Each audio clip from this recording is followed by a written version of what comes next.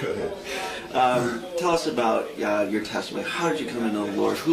Was there a seed planted? Was there an incident in your life that sort of changed your life and said, wait a minute, God cares about me? You know, what happened? Well, I grew up in a Christian household. My dad was a pastor, and he was an evangelist for 25 years, and did all that. And I used to go up and do missionary work with him with the Apaches in Arizona. My grandfather was a pastor for 75 years. So, I grew up in a Christian home, and my wife's father is a Baptist pastor. So I was like, we were PKs, preacher's kids, married each other. So I always refer to myself as the real prodigal son. Because, I went out and the Lord let me do everything. Maybe he didn't let me, but allowed it, and then just started reeling me back in, saying, okay, you've seen enough. Now, let's bring you back to where you belong. And when you get out there and you realize that you've had every car, you've had every house, and then all that, you realize that that's not the answer. That there's a great big nothing out there at the end of that. So the materialism doesn't mean anything, and a lot of people say that there's a big God-shaped hole in your heart, and when that's filled, then you really are satisfied. And I think that's where I'm at right now. I'm very young in the faith, even though I grew up in it. So I do a lot of study, a lot of Bible study, things like that. But I think people have the wrong concept of Christians. I think they think Christians sit around all the time just, we like to rock and roll. I think that you just keep a better watch on your Christian life. When did God start to reel you back in? When I stopped drinking, I drank for a long time. 13 years ago, I stopped drinking, and I started going back to church.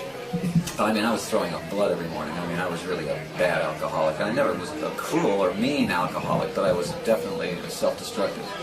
And when I stopped drinking, I started going back to church with my wife. And there was this pastor in Phoenix that was just hellfire. And there'd be 6,000 people there, and he was talking to me every Sunday. Of course he wasn't, but he was. Just nailing me. Every weekend I was exhausted. I'd come out of there and I'd go, I don't want to go back. Okay, it was like torture, but I always came back. And I finally realized I had to go one side or the other. I had to make a decision, one side or the other, because I was so convicted. The Lord really convicted me and said, look, time for you to make a decision here. So I said, okay. And I joined a church called Camelback Bible over there. And that's where I go now. And it's really good teaching church. Just a good, strong Bible teaching church. But still a rock and roller, going out on tour again. I watch, I certainly don't do it in the same spirit that I used to do it in, And I watch the songs lyrically about what I'm singing about, because a lot of the songs that I used to do, were way over the line. But I think a lot of my hits were fine. They were socially, they were socially blistering songs, but society needs to be blistered. How has your life, when God reeled you back in, how did he change your life? What are sort of the characteristics, maybe, before and after, I used to do this? When before, you always are self. You're always self-centered, everything is for you. It's yourself is God. And we make lousy gods. Humans make really lousy gods, I think. So we got to let God be God, and us be, what we are, And so I think that's what really changes, is your focus on who you're serving. You're not serving you're serving Christ, As a child of God, what is your primary mission in life? Well, I think, like anything else, you try to be, God's chipping away at your life all the time to try to make you more like Him. And that's what a Christian is a person that's being molded and shaped all their life. And so that's what you have to be aware of all the time, during study, during worship, during everything. Going to a baseball game reflects your Christian life. How your attitude in playing golf, your attitude in everything you do.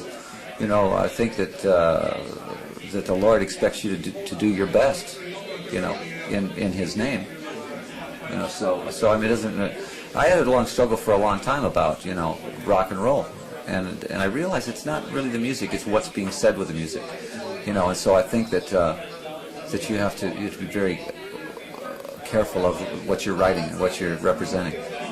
There's a lot of people who may see this interview, a lot of people who may have been big fans of yours 20, 25 years ago who are still living in the world, they don't know Christ. What could you say to them?